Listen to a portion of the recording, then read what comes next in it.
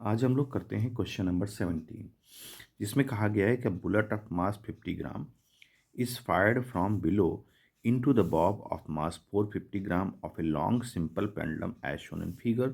The bullet remains inside the bob and bob rises through a height 1.8 meter. Find the speed of the bullet, यानी कि हमें bullet की speed निकालनी है। तो देखें इस क्वेश्चन को।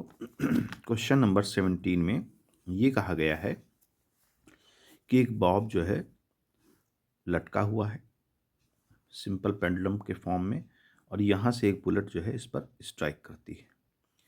बुलेट की हमें स्पीड निकालनी है कि ये किस स्पीड से फायर करेगी इस पर। तो देखिए जब इसके अंदर बुलेट आ गई, मान लीजिए यहाँ बुलेट आ गई इसके अंदर, ठीक है। अब बुलेट और बॉब दोनों ऊपर उठेंगे, यानी कि जैसे मान लीजिए यहाँ से इस बुलेट ने इसको अंदर फायर किया, इसके इंसर्ट हुई, और ये कितना उठेगी 1.8 मीटर। तो जो एनर्जी यहाँ है उठने के बाद, अगर ये 1.8 मीटर यहाँ उठ गई तो वही एनर्जी यहाँ भी होगी, एनर्जी कंजर्वेशन से। तो यहाँ अगर इंसर्ट हो गई, हमें इंसर्ट होने की बात कर रहे हैं, अगर इंसर्ट हो गई वो बुलेट, तो वो इंसर्ट होने पर उसका मास मान लीजिए m है, दोनों का मास जुड़ जाएगा, और उसकी स्पीड हमें पता नहीं है कितनी स्पीड से ऊपर उठेगी, ठीक।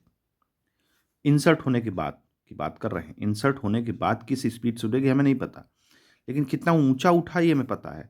तो जो एनर्जी यहाँ है काइनेटिक एनर्जी, वही यहाँ पोटेंशियल एनर्जी के फॉर्म में एग्जिस्ट करेगी। तो इसको हम लिख सकते हैं mgh, एनर्जी कंजर्वेशन से। अब यहाँ m से m कैंसिल आउट हो जाएगा, तो v स्क्वायर की वैल्यू आ जाएगी 2gh।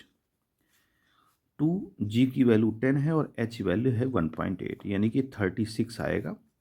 तो यानी v हमारा आ जाएगा 6 मीटर पर सेकेंड। यानी जब ये इंसर्ट इसमें कर गई होगी तो उस वक्त उसके पास स्पीड 6 मीटर पर सेकेंड की है, ठीक। ये बात हो गई। अब हम लगाते हैं लीनियर मोमेंटम का। तो इसमें इंसर्ट होने से पहले जो मोमेंटम इसका था और इंसर्ट होने के बाद का मोमेंटम, ये आपस में इक्वल कर देंगे। तो इंसर्ट होने के पहले इसका मोमेंटम और इसका मोमेंटम, तो इसका मास मान लीजिए m है, स्मॉल m है, और इसका वेलोसिटी v थी इंसर्ट होने के पहले, और इसका तो मोमेंटम 0 है क्योंकि ये तो रेस्ट में था। अब इंसर्ट होने के बाद दोनों इसमें घुस गए, यानी ये वाली बॉडी इसके अंदर चली गई, तो टोटल मास आ जाएगा। तो टोटल मास को हम लोग लिख लेते हैं, चलो कैपिटल M। और वो किस स्पीड से ऊपर जा रहे हैं वो हमें पता है, पहले निकाल चुके हैं, v6। अब हमको क्या मिल जाएगा, यहाँ m 50 ग्राम है। तो देखो ग्राम इधर भी रहेगा, ग्राम इधर भी रहेगा, तो हमें इसको किलोग्राम बदलने की जरूरत नहीं, अपने आप कैंसिल आउट हो जाएगा। या चलिए कर लेते हैं -3, और v हमको पता करना है। यहाँ मास अब जो कि जुड़ जाएगा तो 500 हो जाएगा, और -3 हो जाएगा इंटू 6। देखिए ये पूरा पूरा कैंसिल हो गया, 50 से ये भी कैंसिल हो गया 10 टाइम्स। तो v की वैल्यू हमारी कितनी आ गई, 60 मीटर पर सेकेंड।